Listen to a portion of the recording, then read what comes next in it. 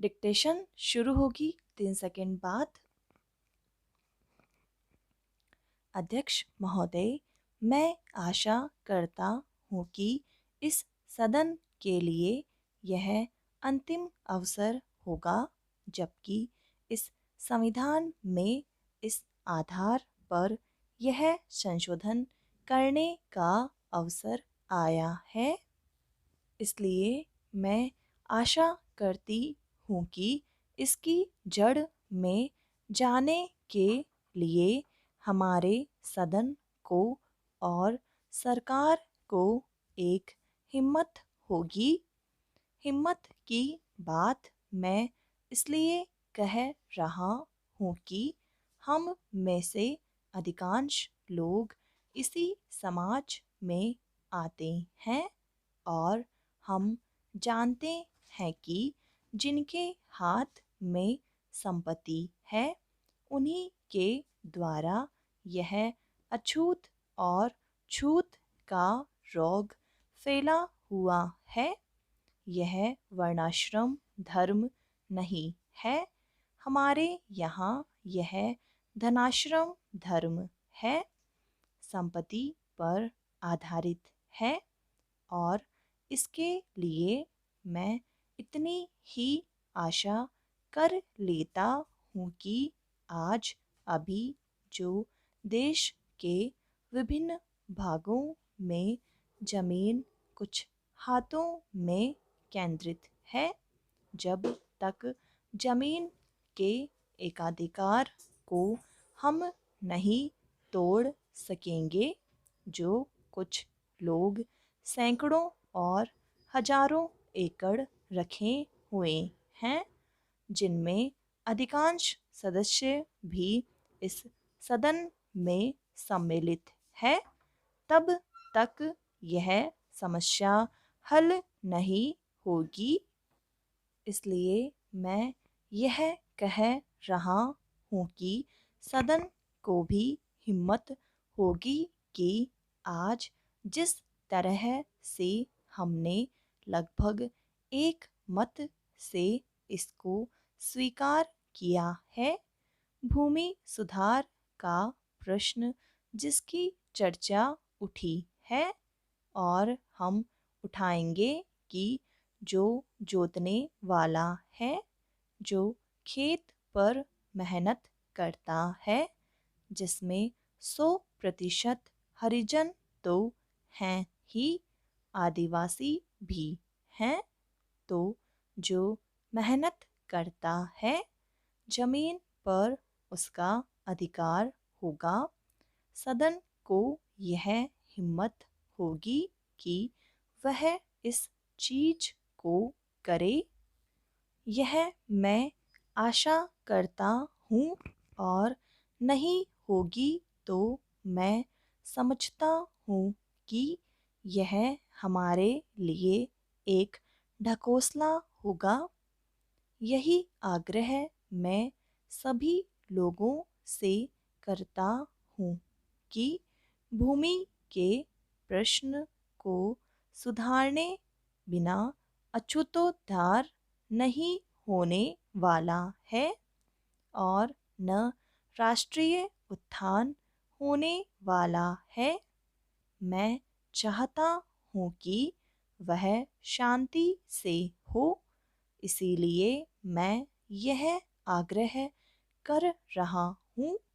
नहीं तो अशांति फूटेगी, लेकिन हम चाहते हैं कि शांति से हो। इसलिए मैं फिर आग्रह कर रहा हूँ कि दल और पार्टी की दीवार तोड़कर हम इस प्रश्न को लें और केंद्रीय सरकार भी हिम्मत करे, प्रधानमंत्री प्रतीक्षा में न रहें कि कुछ और लोग इधर से चले जाएंगे तो वह करेंगी और लोग जाएंगे तो वह कठिनाई में फंस जाएगी। इसीलिए मैं कह रहा हूँ कि यह अवसर है। अध्यक्ष महोदय, वह हिम्मत करें जिससे देश में जमीन जोतने वाले को मिले और जो मेहनत नहीं करते उनसे जमीन लेकर उसका बंटवारा कर दिया जाए। मुझे आश्चर्य हुआ जब मैंने इस प्रतिवेदन को आरंभ से अंत तक देखने की कोशिश की और इसमें अंग्रेजी का इतना समर्थन मेरी समझ के बाहर की बात थी। अंग्रेजी के समर्थन के साथ रोमन लिपि तक का समर्थन किया गया है। जब हमारे संविधान में देवनागरी लिपि को राष्ट्रीय लिपि माना गया है और आज भी हिंदी देवनागरी लिपि में लिखी जाती है, मराठी देवनागरी लिपि में लिखी जाती है, अन्य भाषाएं अपनी अपनी लिपि में लिखी जाती हैं।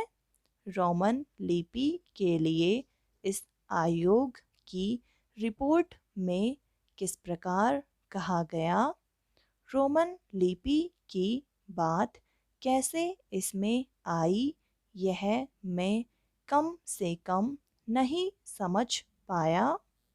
पर एक बात देखने योग्य है कि अंग्रेजी का इतना समर्थन होने के बाद भी और कई विदेशी विशेषज्ञ इस आयोग के सदस्य होने पर भी अंत में उन्होंने भी माना कि अंततोगत्वा शिक्षा का माध्यम प्रादेशिक भाषाएं होंगी।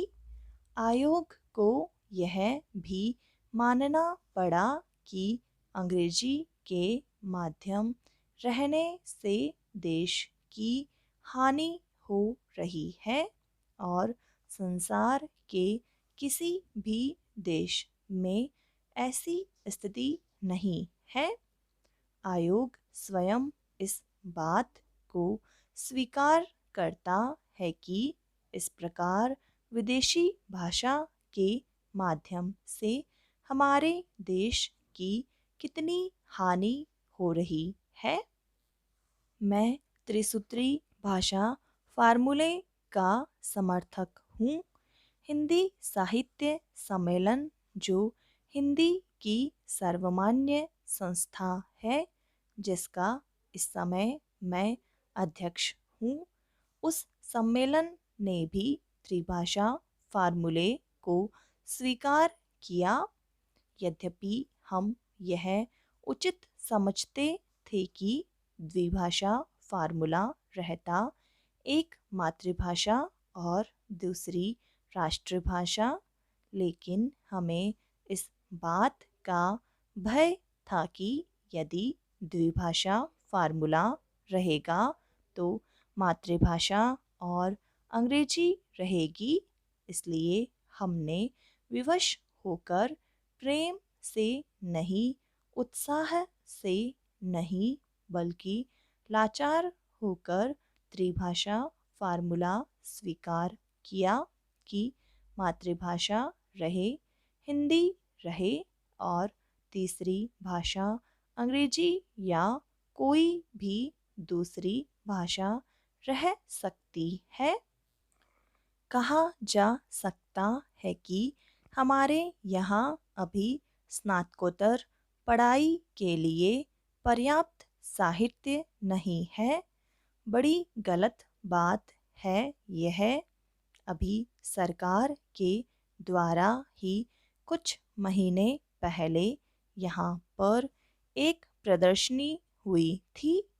उस प्रदर्शनी से यह बात स्पष्ट है कि हमारे यहाँ पर वैज्ञानिक और शास्त्रीय विषयों पर भी कम से कम हिंदी में पर्याप्त पुस्तकें हैं। समाप्त।